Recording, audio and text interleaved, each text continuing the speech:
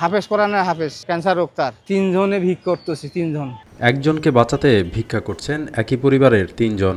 কোরআনে হাফেজ মুত্তাকিম মাত্র 11 বছর বয়সে ক্যান্সারে আক্রান্ত। তাকে বাঁচাতে ভিটেমাটি সব খুইয়েছেন তার বাবা মোহাম্মদ বাবুল মিয়া।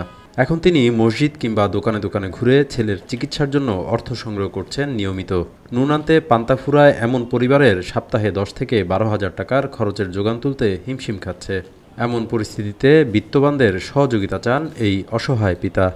আমরা হলো ছেলে কোরআনের হাফেজ, আর তার রোগী, ক্যান্সার রোগ তার। আর তার চিকিৎসা করলাম 5 মাস। আমার জায়গা জমি যা কিছু সব বেচা কিনে শেষ করলাম।